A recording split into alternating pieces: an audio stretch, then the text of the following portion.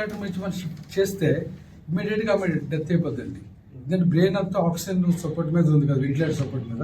మనం ఒక 5 minutes తీసి వెంటిలేటర్ తీసి షిఫ్ట్ చేస్తే ఇమీడియట్గా డెత్ అయిపోతుంది అండి. ఆ రోజే కలెక్టర్ గారు చెప్పారు, మనం ఎక్కడ షిఫ్ట్ చేయగలమా, లేకపోతే ఇంకా వేరే రోజు కోసం మనం చేయగలమా అంటే, మేడంకి 8 ఈవినింగ్ మేము చెప్పామండి, బ్రెయిన్ కంప్లీట్గా డ్యామేజ్ అయింది మేడం, ఇంకా రికవర్ కావడం కష్టం అవుతుంది బ్రెయిన్లో, షిఫ్ట్ చేయడానికి కూడా ఆమెకి మనం ఫిట్ కాదు, ఆమె వెంటిలేటర్ రిమూవ్ చేస్తే ఇమీడియట్గా ఎక్విప్మెంట్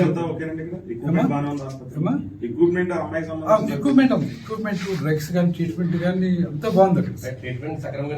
ట్రీట్మెంట్ వాళ్ళంతా బాగా చేసుకొచ్చారు, మనం కూడా యాడ్ చేసి సపోర్ట్గా అందరూ కరెక్ట్గా మనం చేస్తాం. ఎక్విప్మెంట్ పర్పస్ లో బొల్లిన హాస్పిటల్ అంతా ఉందండి. కార్డియాలజీ ఎక్విప్మెంట్ ఉంది, న్యూరాలజికల్ ఎక్విప్మెంట్ ఉంది, గ్యాస్ట్రోంటాలజీ ఎక్విప్మెంట్ ఉంది. మనకి పర్పస్ బ్రెయిన్ కూడా అక్కడ కావాల్సిన న్యూరాలజీ ఉన్నారు. శశాంక్ మన హాస్పిటల్ కూడా న్యూరాలజీ నీలమగర మనం కూడా సపోర్ట్ చేసి వెళ్ళామండి. షిఫ్ట్ చేయడం మాత్రం కష్టమైంది, ఎందుకంటే మనం వెంటిలేటర్ తీసినప్పుడు సడన్ కొలాప్స్ అయిపోతున్నాం. 28 మధ్యాహ్నం 3 గంటలు చూసామండి. ఆ రోజు ఏంటంటే కొంచెం బీపీ వైటల్స్ అని బాగున్నాయి, ఫీవర్ కూడా వస్తుంది అప్పటికి. ఆ రోజుకి ఈ రోజుకి ఏమైందంటే డిటీరేట్ అయిందండి పాప. ఎందుకంటే బీపీ డౌన్ అవుతుంది, ఫీవర్ పెరుగుతుంది, కొంచెం బ్లీడింగ్ కూడా టెండెన్సీ వచ్చేటట్టు కనిపిస్తుంది, ప్లేట్లెట్స్ కౌంట్ తగ్గింది వాళ్ళ. తర్వాత ఇన్ఫెక్షన్ బాగా పెరుగుతుంది, ఇన్ఫెక్షన్ పెరిగి లివర్కి ఎఫెక్ట్ అయ్యి సెప్టిక్ వలన లివర్ ఎఫెక్ట్ అయ్యి జాండీస్ కూడా వచ్చింది అన్నమాట.